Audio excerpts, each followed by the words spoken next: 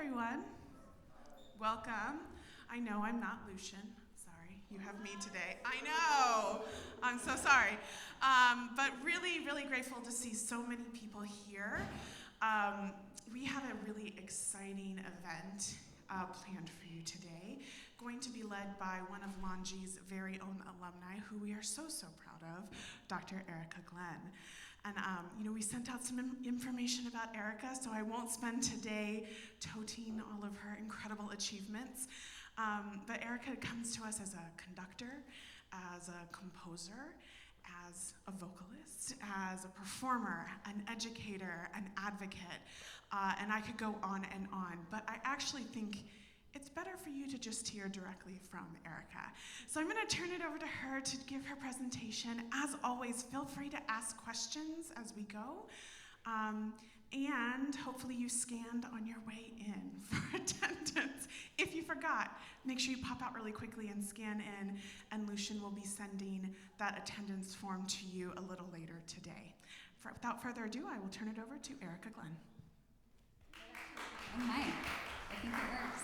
Hi everyone, it is so wonderful to be back on campus. 12 hours ago, I was standing on Oahu, and now I'm here. So I literally came straight from the airport. My suitcase is over there, so you'll forgive me if I'm a little bit jet-lagged. But I was the tourist walking here and taking pictures of all of the leaves turning colors, because in Honolulu, everything stays the same. It's beautiful, but it's equally beautiful all year round and equally green all year round. So it's wonderful to see a New England fall.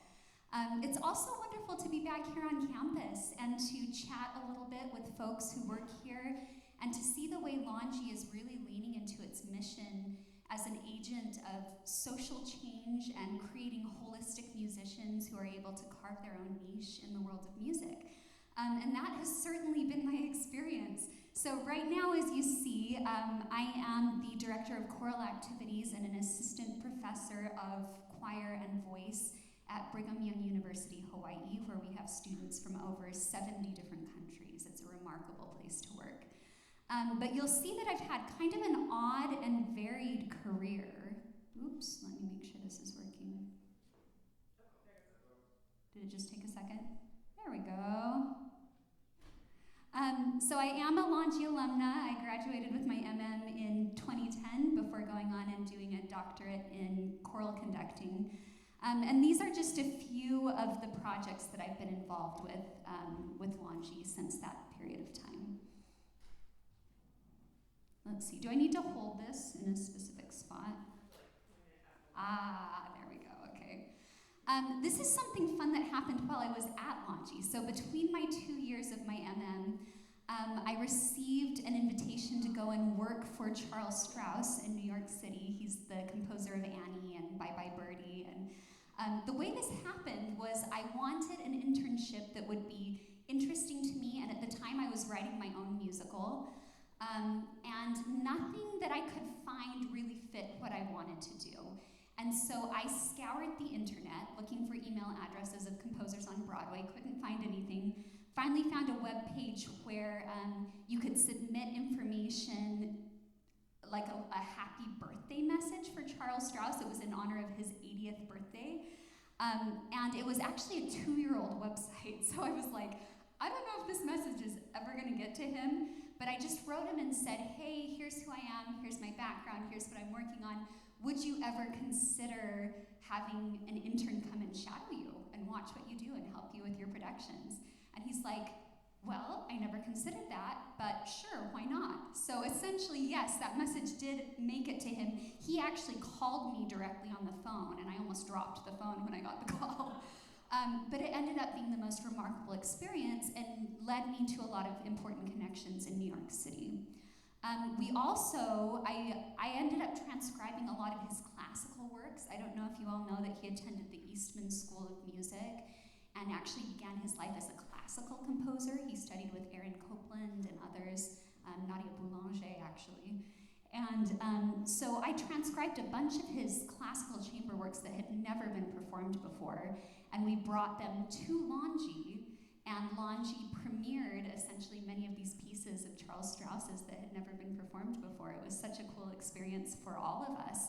And for him, we flew him out and honored The summer after I graduated from Longy, I was accepted to the Marvin Hamlish Broadway Conductors Workshop, where I got to work with the orchestra of Wicked and actually conduct the orchestra of Wicked and the lead singers on Defying Gravity and a couple of other songs.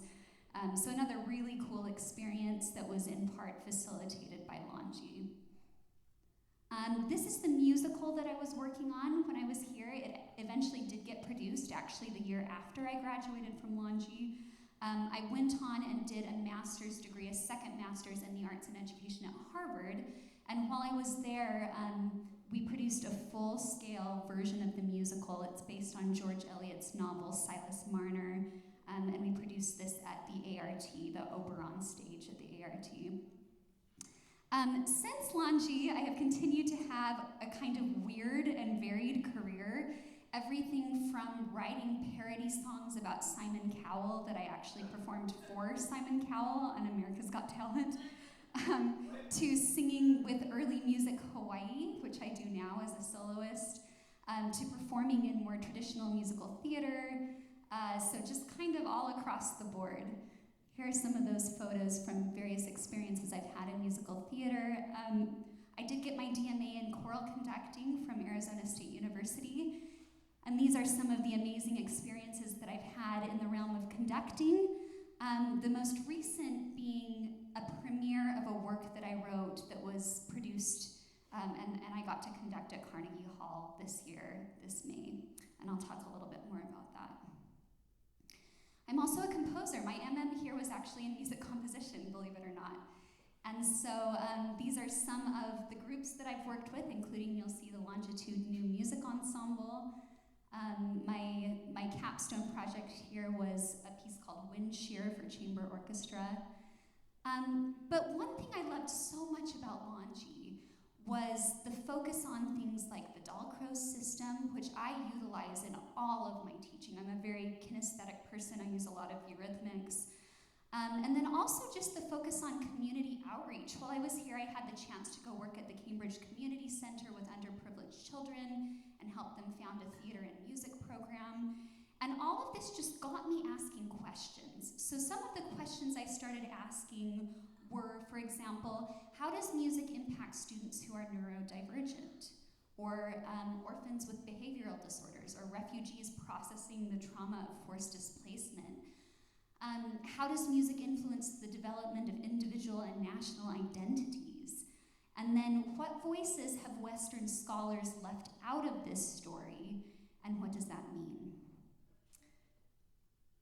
And the more that I've explored these questions, the more that it has taken me to various places around the world and taught me that music influences the development of national and global identities, gives voice to the voiceless and the forgotten, connects composers, performers, and conductors with audiences, and I consider myself all of those things. It binds people together in rehearsal spaces, releasing oxytocin, lowering cortisol. It bridges social divides. It crosses geographic divides, especially thanks to technology. And it can help heal populations suffering from trauma and mental illness. A lot of this, for me, got put to the test during COVID when everything shut down. I was just finishing my doctorate, and nobody wanted to hire a live choral conductor because it was COVID and singers are super spreaders. So I ended up founding a company called virtualchoirconductor.com, and I figured out effective ways to rehearse online with choirs and produce virtual concerts, and then shepherded several choral organizations through the process of remaining viable during the pandemic and not going under. And then I also ended up working virtually with the DC Kennedy Center, producing teaching artistry materials for them. I would not have even known what teaching artistry was had I not come to Longy, I think, and had Eric Booth not come and lectured to us and really inspired me. Asking all of these questions has also led me to be a huge advocate for women's voices in music, especially in the field of composition. And along those lines, my doctoral dissertation focused on a woman named Stefania Turkiewicz, who's considered Ukraine's first female composer.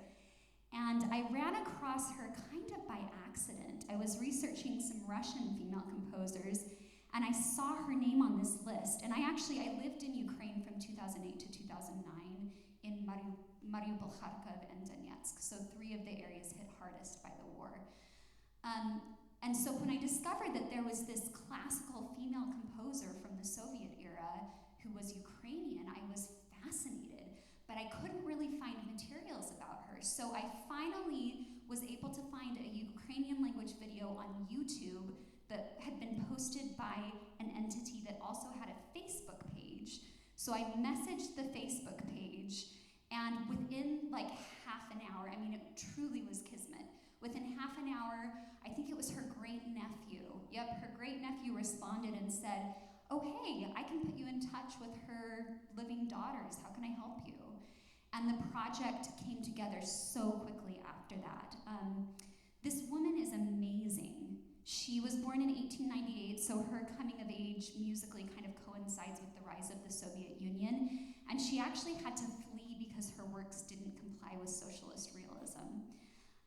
And she ended up in various places throughout Europe, but she did study with Arnold Schoenberg and Franz Schrecker in Berlin, which is remarkable. And she's not someone who just dabbled in composition. She has multiple symphonies, operas, large works, chamber works. She was a professional pianist, lots of piano works. But most of this stuff, because she had to flee her country, and because her history is kind of scattered across multiple countries and multiple languages, it's been forgotten. Her voice was essentially lost. But I got in touch with her daughter, who has since passed away, sadly. But at that time, her daughter was like, "Oh yeah, I have a trunk full of her scores in the attic." So we were able to digitize all of those scores. And for my doctoral dissertation, we actually produced the fully transcribed opera, Serce Oksany, by this woman at Arizona State University. So I'll play you, I don't have time to play all of it, but this is just a little bit about the rehearsal process.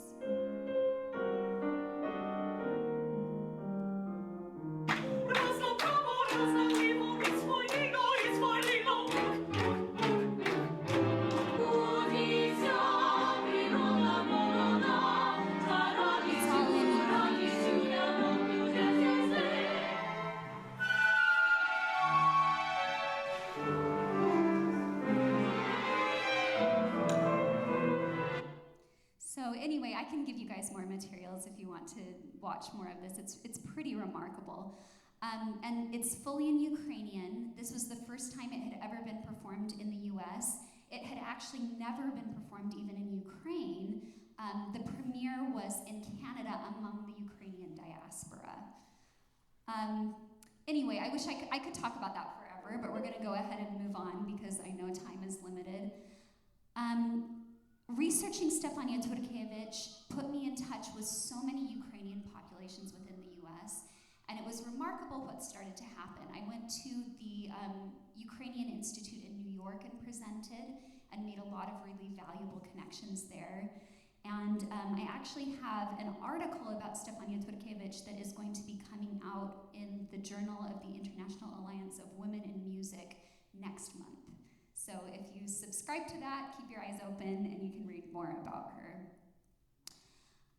These are just some of the publications. Like I said, I can't really put myself in a box. People ask me, "Oh, but are you more a musicologist or a conductor or a composer or a performer?" And I'm like, yes, like all of it. And I think that that's what makes all of us so unique, is when we take our unique strengths and we form something new that doesn't exist yet, because that's what the world needs, right? The world doesn't need another person doing what millions of other people have done. It needs creative, innovative thinkers using their skills to change the world for the better. So you'll see that some of my publications are with like USA Today, just talking about friends of mine from Mariupol who were feeding me information that was not in the mainstream media here in the US. And then I've also published, more typical musicological pieces. But it's all important, and for me at least, it's all connected. And then of course I'm also a teacher. Mentoring students is very close to my heart. And like I said, I work in this remarkable space at BYU Hawaii where we have students from dozens of different countries rubbing shoulders, and every class ends up feeling kind of like an intercultural peace-building class through the medium of whatever subject is being taught. So in a choral classroom, that looks like students getting up in front of the class and being culture bearers and teaching us about their music from their regions of the world, as I get to sit there as the quote-unquote leader, but really as a student myself, learning from my students. And I found that music can be a powerful tool of global connection in the choral space. It establishes a strong, supportive community. It creates what I call a brave space, which I believe is one step beyond a safe space. It's where we're willing to take risks. It helps make students co-owners and co-entrepreneurs in the experience. I find that our choirs have a lot of investment because people feel like they own a piece of the experience. They're not just being dictated to. This is last year's picture of my beautiful Ho'olokahi chamber choir. Ho'olokahi means those who bring about harmony, and our tagline for the choirs is harmony in diversity. And then the pictures that you see down here in this corner are actually from our concert that we gave just last week, our midterm concert. And we sang in a total of 9 languages, most of which are Asian or Pacific languages. But what I wanted to focus a little bit on was the remarkable experience that we had recently performing the Worldwide Requiem in Carnegie Hall. So as I was working with these students, I kept hearing these remarkable stories from them and realizing that many of them have overcome things in third world countries that we can only imagine. For example, one of my students from the Philippines lived in the Tacloban region, and she was there when Super Typhoon Haiyan hit. And she remembers hiding with her family under chairs in a building as the windows blew out and just praying that she would live long enough to get through high school. And as my students were sharing these stories with me, it suddenly dawned on me that we could create a worldwide requiem with each movement representing a different area of the world, primarily the Eastern world versus the Western world. And each movement would be A, in the language of the region, and B, in honor of recent disasters in that area of the world. And I had the perfect group of students to help me make this happen, right? I had students who had survived the volcano in Tonga. I had students who had been on Maui when the fires broke out in Lahaina. And so I utilized my students to help me translate the traditional Latin text of a requiem into their home country languages.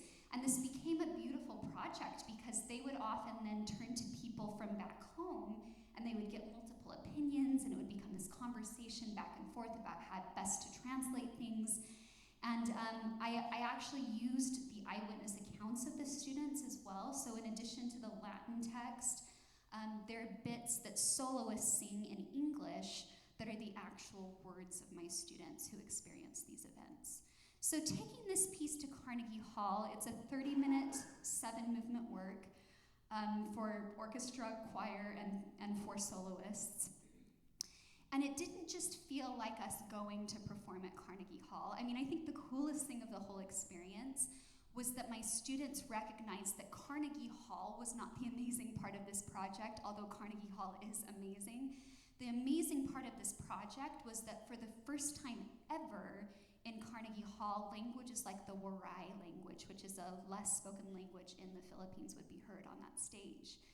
And students who would never otherwise have been represented in a Western space like that would be represented. And so I asked permission. Typically they have the choirs dress in concert black, but I asked if we could instead have our students dress in the regional dress of their home countries. And those who came from Western countries were encouraged to do the same. Those who came from the mainland US were encouraged to look back to their ancestors, whether they came from Scotland or elsewhere. And so we had, like traditional tartans, and it was really, really a beautiful thing. And just visually, it was so striking to see all of these beautiful students up there performing. During each movement, as we sang, I had one student from that region of the world come and lay a candle at the front of the stage. And then at the very end, the movement that references Lahaina. I had a student who is Native Hawaiian, gosh, it's gonna make me emotional, get up and dance hula as she gathered the leis that had been placed by each of the candles as sort of an emblem of intercultural collaboration and healing after disaster and trauma.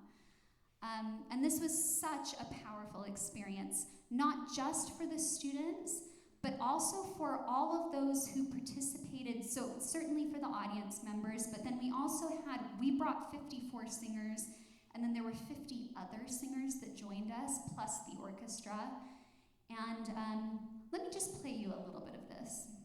This 25-minute requiem is based on world disasters, including the 2023 fires in Lahaina. Really, what I'm most excited about is the way that this piece so authentically and genuinely represents our choir here at Brigham Young University, Hawaii.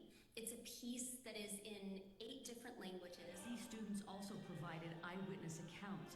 And then I have a Native Hawaiian student who agreed to dance hula as part of the final movement.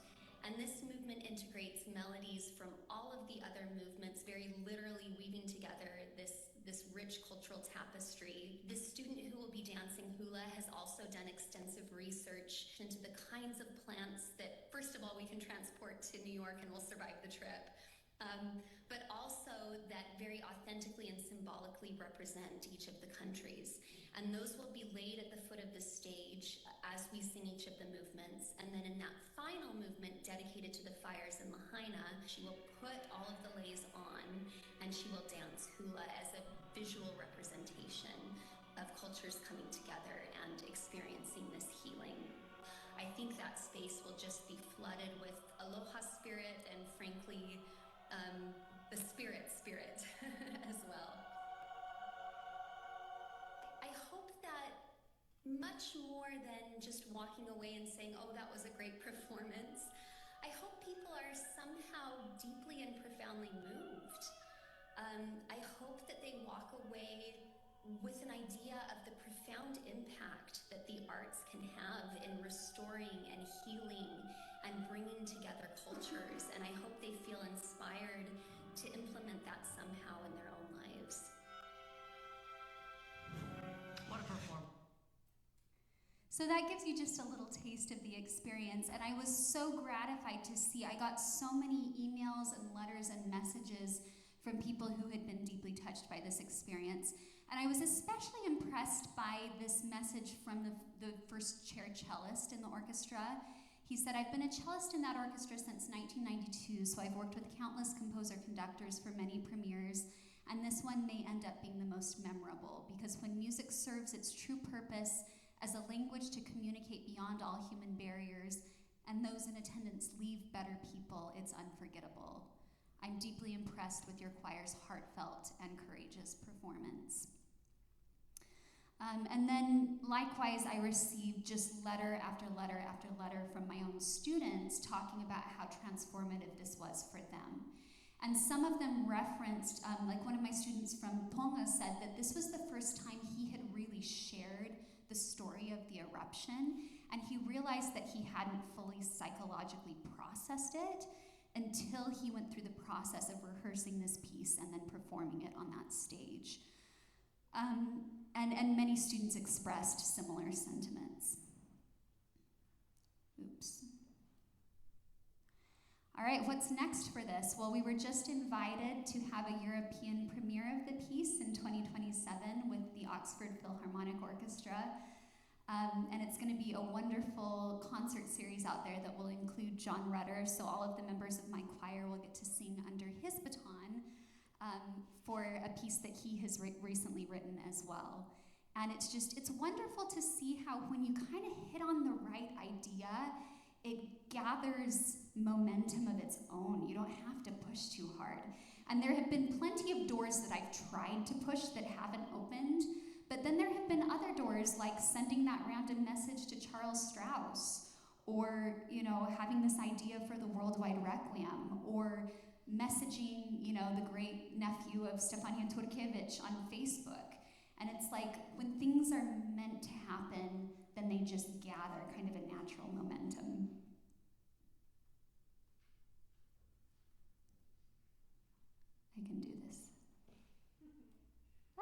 there we go. I really am grateful to Longy for kind of the entrepreneurial spirit that it embedded within me, and I took that into my program at Harvard, which was the Arts in Education, which was a master's program that looked creatively at how the arts can support education and how education itself is an art form. And I went directly from that experience to teaching at a K-12 school called the American International School of Utah. And we designed a program unlike any other high school program that I've seen before. And among other things, we took our students to Bulgaria for a choral exchange, and I wanted to just show you a quick video of this.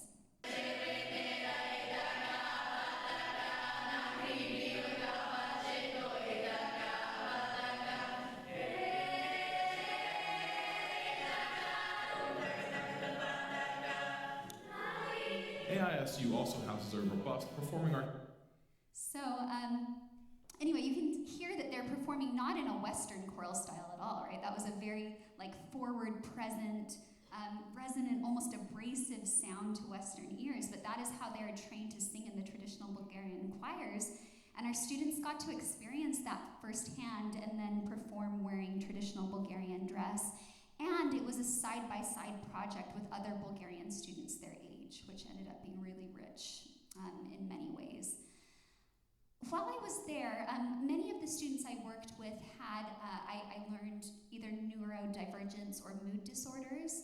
And this is where I really began to kind of turn to eurythmics, not only as a method of educating, but as a kind of a therapeutic approach to connecting movement and sound production in ways that work better for people, especially with neurodivergence. And I love some of these quotes from students. Until 9th grade, I was kind of an outcast. The life-changing bit happened when I went to AISU. Day 1 with choir was awesome. I was just writing a song about it earlier. I wasn't Henry the autistic kid, I was just that guy with the low voice. I am who I am today because of that choir, because it turns out that you don't need years and years of therapy to overcome the symptoms of autism. Sometimes you just need a bit of music, or a lot. And I think many of us already know these things, but there are so many physical benefits to performing, especially singing, because you are the instrument. It releases feel-good hormones, it boosts immunity, lowers blood pressure, improves breathing, improves overall health and well-being, lowers anxiety and stress. And I remember very clearly taking, her name is escaping me, Adriana, yes, thank you, taking a eurythmics class from her, and just having this idea dawn on me, because I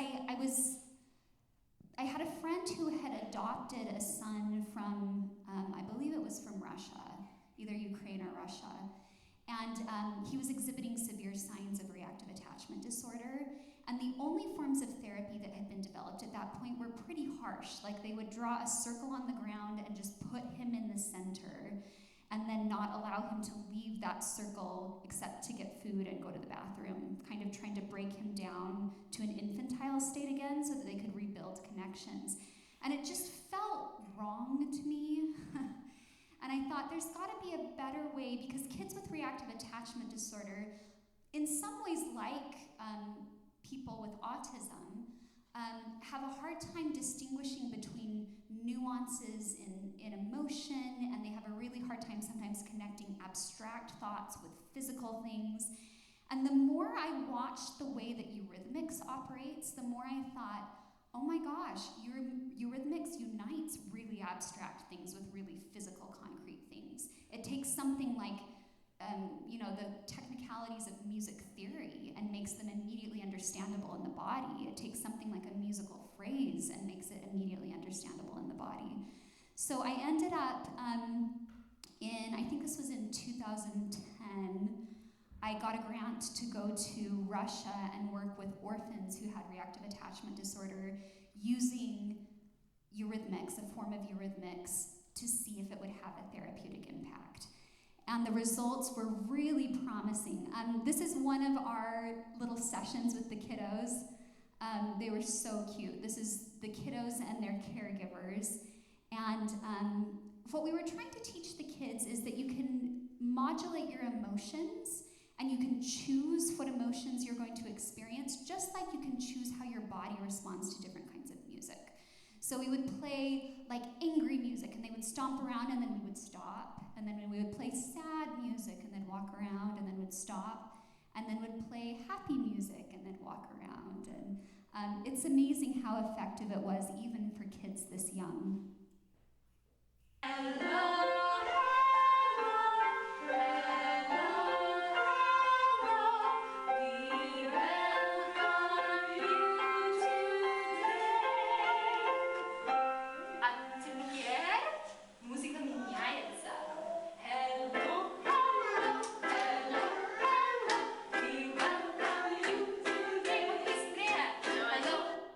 Anyway, you get the idea.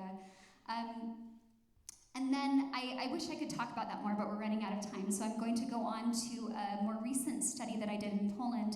I had received a Fulbright grant to research Stepan Turkiewicz's life in Lviv in Ukraine, but first COVID hit, and then the war broke out. So they said you can either forfeit the grant, or you can come to Poland instead and design a new project. And so I thought, well, of course, I'll go and I'll work with refugees in Poland who are fleeing Ukraine. And so I ended up getting IRB approval to interview Ukrainian refugees about the power of music in their lives, specifically song, as they formed these diasporic communities outside their home country, the way that bolstered morale and formed instant community. And it was really amazing.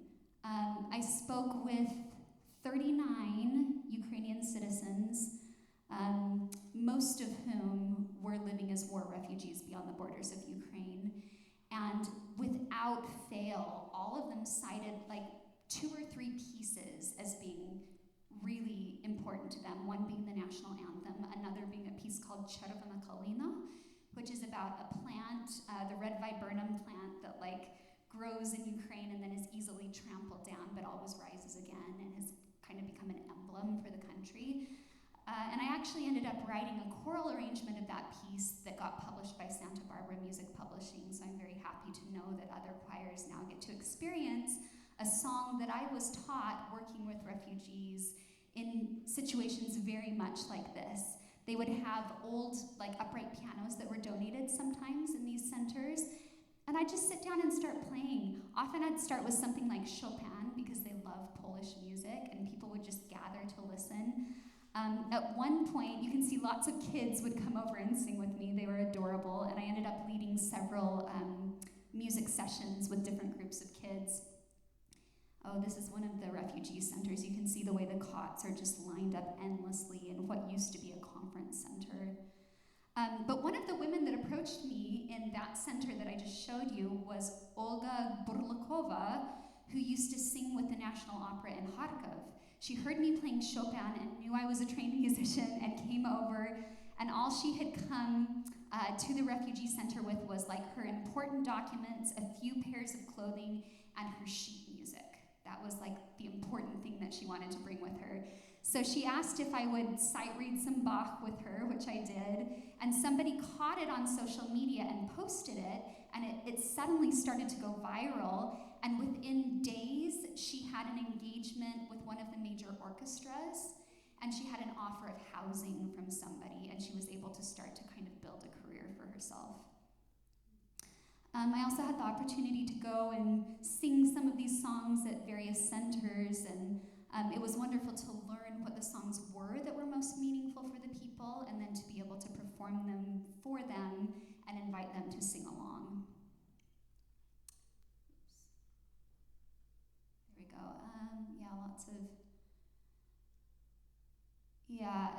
I mean, it was amazing. It's easy to feel lost in an unfamiliar country, sharing a room with hundreds of strangers, which was literally what these refugee centers were like. But music unites people in remarkable ways.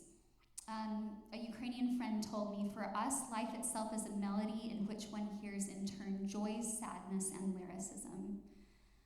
And one woman who had just arrived in Poland after fleeing Kyiv with her 2 daughters told me, I'm not a singer and we didn't sing much before, but now my girls know all the patriotic songs.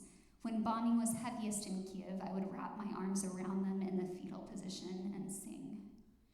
And this is, it's a potent medicine that costs nothing, right? And travels easily. And when people had to leave behind their violins and their instruments, they still carried with them their voices. Natalia, I met walking down the street in, it was Łódź, I think. We were walking down the street, and she was singing, and I could tell A, that she was Ukrainian, and B, that she was a trained opera singer. So I just went up to her, and I think she was a little confused, but I got her details, and I connected her with Longy, and we were able to do a virtual concert for her that brought in some money for her and her young son, who were trying to make their way in Poland. There we go. I've also researched song as expression of Ukrainian identity during the Orange Revolution and Maidan.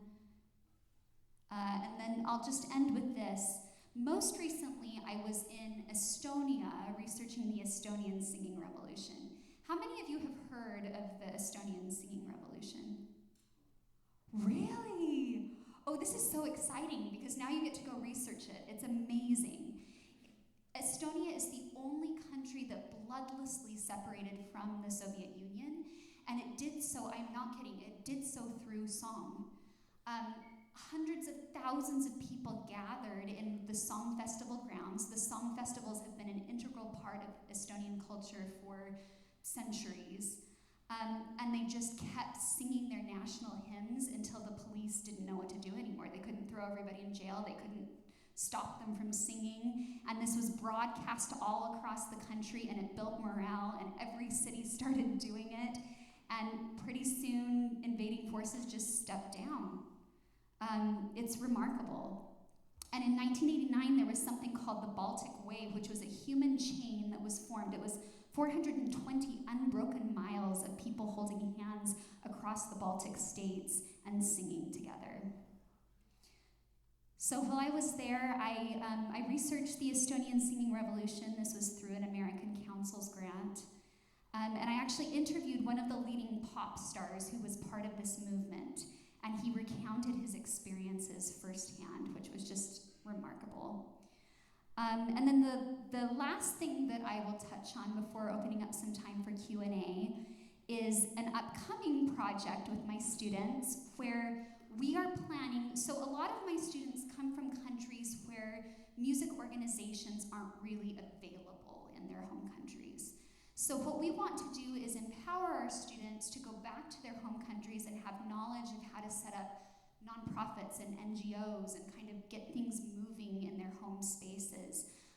Most of our students are from the Pacific Islands or areas of Asia.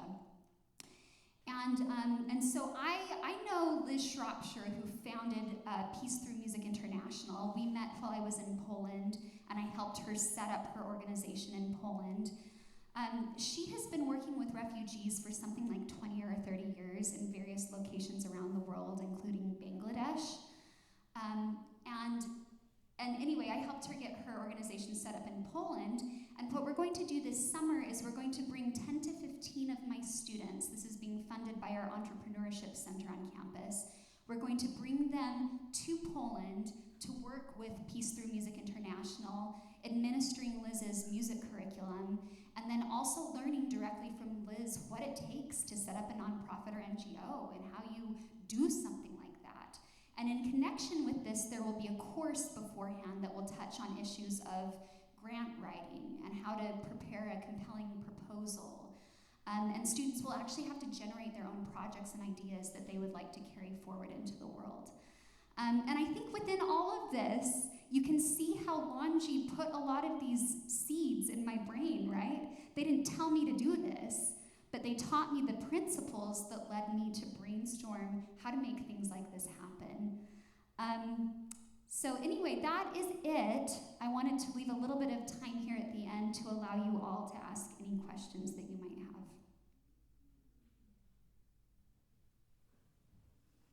And silence falls. Yeah. What specifically do you think it was about Longy that launched your career versus, say, like, I don't know, going to maybe a conservatory? Like, how do you think the difference would have been? I think it's the mindset. So typical conservatory, and I have nothing against typical conservatories, but a typical conservatory will teach you that there are like 1 or 2 correct paths, and if you don't succeed in those paths, you have failed. If you don't win the Met competition and start performing lead roles in operas, then boom, your voice degree was worthless. That's simply not true. And honestly, there's like a 0.02% of the population for whom that kind of career would be a good fit. And not only will you be more successful doing something that is more tailored to your individual collection of skills, but the world will be better for it, right? Because you'll be doing something that's kind of true to who you are as a holistic human, not just as this one part of you that performs. So I think part of it was mindset. Part of it was the active introduction to the Dahlcrow system and Eurythmics specifically, which led me to really research kinesthetic movement in choral spaces and other pedagogical spaces and even therapeutic spaces. And then part of it too, I think, was the opportunity to have those hands-on experiences while I was here, being entrepreneurial, right? Like I said, going to the Cambridge Community Center and helping them found a program that didn't exist yet. So it was that nexus of like theory and practice. Everything I was learning, I was able to immediately put into practice and kind of gain a sense of self-efficacy, if that makes sense. Like, I can do this, I can make things happen. I don't have to sit back and wait for things to happen to me. Yeah, does that answer your question? Thank you. Of course. Anyone else? Yeah. All the projects that you're doing just show how much of an entrepreneurial soul you are. How much work do you have to put in to get all this traction on your projects and like media attention and funding? Like how much time do you dedicate to that versus the artists that you can just project whenever? That is a really great question. I think I've become better at accepting the projects that have momentum of their own and kind of setting aside the projects that don't, if that makes sense. Because that part of it very easily can take everything over. If you are having to manually turn the wheels and, advertise and look for grant money and it's kind of a slog, that can take you away from just the artistic side of things. But when I found the projects that people latch onto just because the zeitgeist is right, like all eyes are on Ukraine and so it's the right time for this project, or, I'm put in touch with the right people and it just kind of happens, I found that if I just run with those projects, I'm able to find a pretty good balance because in part they kind of advertise themselves. Does that make sense? But I do think it's important to know how to create a good website for yourself and be a smart social media poster and kind of capitalize on the positive elements of social networking because it can be a really powerful tool. Sorry, just follow up question. Yeah, no. On those projects, do you feel like you still have to email those media or not at all? Like, who do you reach out to? It depends. For the Carnegie Hall thing, it was such a kind of high scale thing that we had a whole team working with us and they did most of the footwork, thankfully, so I was able to really focus on collaborating with my students and preparing the piece and rehearsing and producing the whole thing. And really, they would just come to me and say, we want to interview you at this time, or this news outlet wants to talk to you. And it's really nice when that happens. It doesn't always happen, and there definitely have been projects where I've had to proactively reach out and connect with people. Yeah, great question. Yeah. So I'm also interested in Russian post-Soviet music research, and I was wondering how much Ukrainian you know and how much work you put into learning Ukrainian before you could meaningfully research. Yeah, that's a great question. So I actually, when I lived in Eastern Ukraine, at that time the predominant language was Russian. So I actually became fluent in Russian first, which allowed me, almost everyone in Ukraine except those in certain Western areas do at least understand Russian. So that gave me a way to start. But the more I did research, the more I realized that it was a disservice to the people from that area to not learn their language. And so I went back, I got a critical languages scholarship, which is a fabulous thing to look into if any of you want to acquire a critical language. It's fully funded by the government, and it's an amazing program. So I did that, and I spent a summer in Kiev intensively studying Ukrainian, and actually was able to get to a pretty high level after that summer, and that definitely opened up new avenues for my research. Yeah, and then I also studied Polish for a summer, and remarkably, it was kind of a random choice. I had gotten a language scholarship, and then the world shut down because of COVID, and that happened to be one of the languages that was offered online. So I took it just because it was another Slavic language, and then it was the very next year that the war broke out, and I found myself working with refugees in Poland. So by that time I had Russian, Ukrainian, and a little bit of Polish. I have another question. Oh, yeah, one up here and then we'll come back to you. Well, honestly, congratulations for everything you achieved. It's quite very impressive. I mean, you mentioned earlier about like which doors you're opening and being specific, like you don't want to waste your energy on doors that they don't want to open. Yeah. And I'm curious about like how do you choose the doors you want to open though, or how do you choose the doors you actually want to knock in? Yeah, I think I knock on all the doors I possibly can. I know it sounds ridiculous, but it's like just do everything, throw it all out there, and then see what comes back to you. And sometimes I will offer this caveat. It's not always easy, right? Like sometimes there are projects that begin with some traction, but then come up against obstacles, and it does take some pushing to get through. But once you know it's the right project, it's worth the pushing through. But yeah, I would say just fling open as many doors as possible. Yeah. How did you end up in Hawaii? And then where do you get your advantage of being in Hawaii? Oh yeah, great question. Well, the advantages are it's gorgeous, and my student body is what keeps me there. They are incredible. I know of no other space where I could be teaching such a multicultural choir and kind of, exploring the things that we explore in that choral space. It is far from everything, as evidenced by the fact that it took me like 11 hours on a direct flight to get here. And so it makes, when I lived in Boston, I was able to do so much in New York and just easily collaborate with people in many different areas. Now I have to be a little bit more creative about that, and I have to utilize my summers really well. So I always travel and research and work and perform in the summers. What was your first question again? Oh, yeah. So that's another kind of wild twist in my story. I had never actually even visited Hawaii.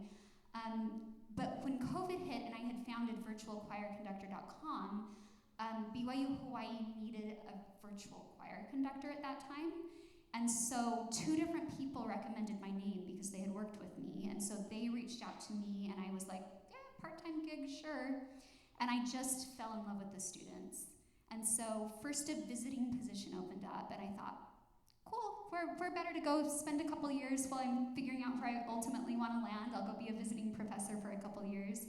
And then after a couple years, I just couldn't leave. So applied for the full tenure track position, and that's where I am now.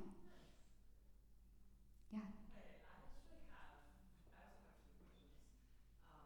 Number one, what advice would you give to current Longy students to make the most out of our time here? And 2, when you were at Longy and then you're researching what to do for the summer, and then at the years immediately after, did you have to put, like, are you able to get your